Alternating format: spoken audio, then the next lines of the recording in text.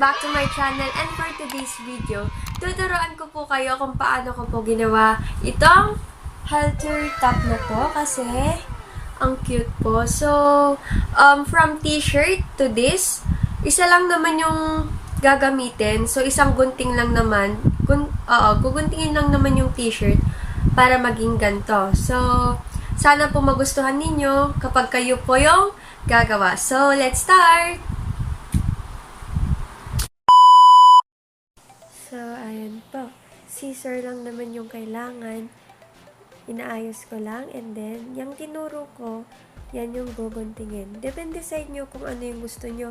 Pwede nyo pang iksiin. Pwede nyo pa sa ibaba nyo pa yung paggunting ninyo. Depende sa inyo kung ano yung gusto ninyo. So, ayan. Dahan-dahan lang kasi hindi ko masyado matansya yung paggunting. Ayan po.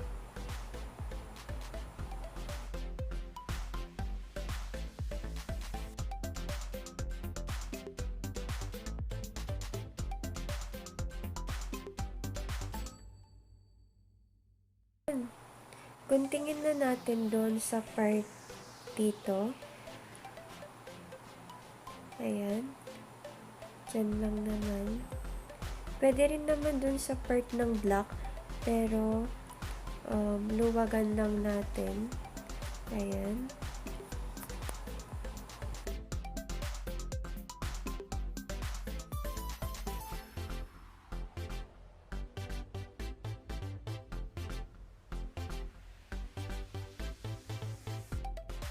Ayan. And then, kapag tapos nyo na, dun na rin sa kabila, syempre, sukat natin para magpantay. Ayan. Sukat natin para magpantay.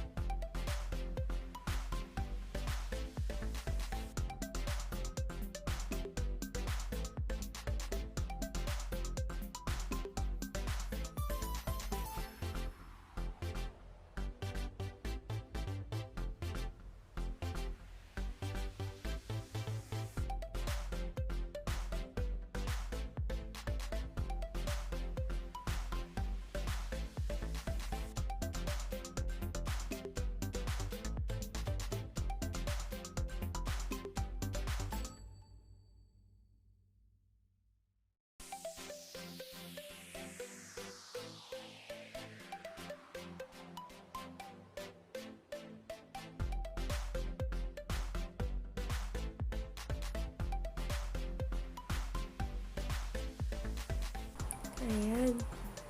So, ganito yung kalabasan niya. Ayan. And pagkatapos, ibaliktad nyo yung damit. And then, dito, sa part na to, guguntingin natin. Dito lang sa likod, wag nyo po isama yung nasa harap. Wag nyo po isama. Dun lang sa likod. Ayan.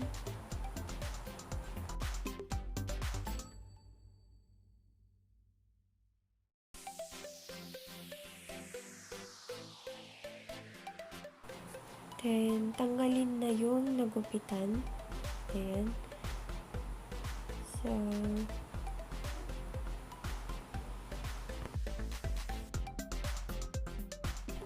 next ulit, guntingin natin dito sa gitna.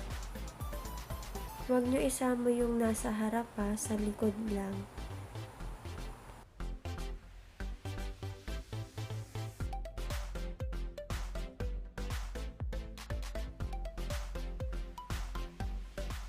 And kapag tapos na, ibaligtad natin, tanggalin natin yung nasa dito sa red niya.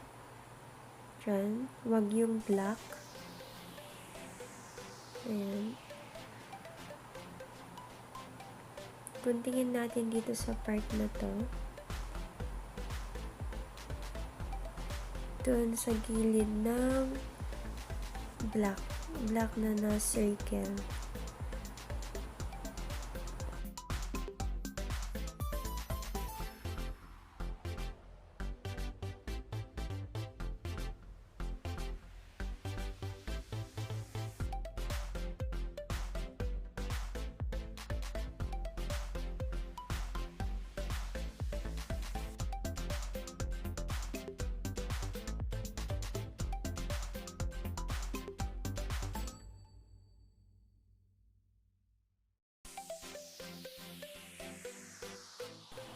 And syempre, tanggalin natin yung mga ibang damit na hindi magandang tingnan. Ayan po. So, next, ay last na pala ito.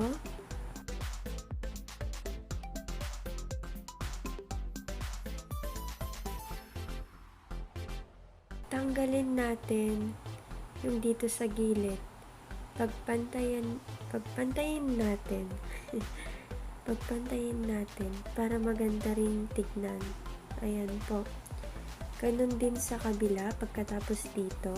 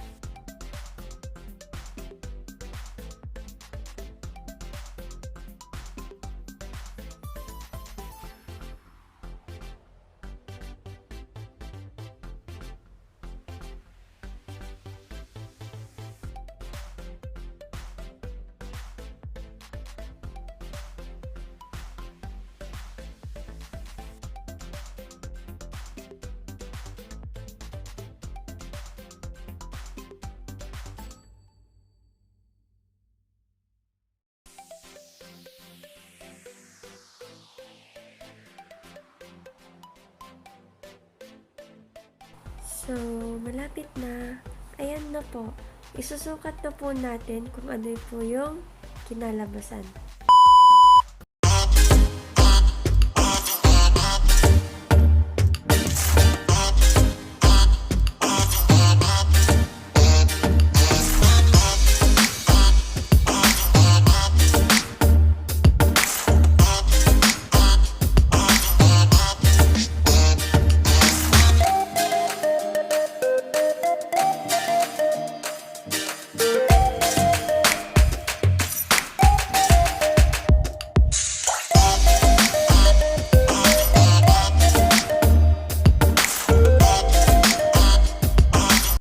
Guys, sana po nagustuhan ninyo itong DIY na to.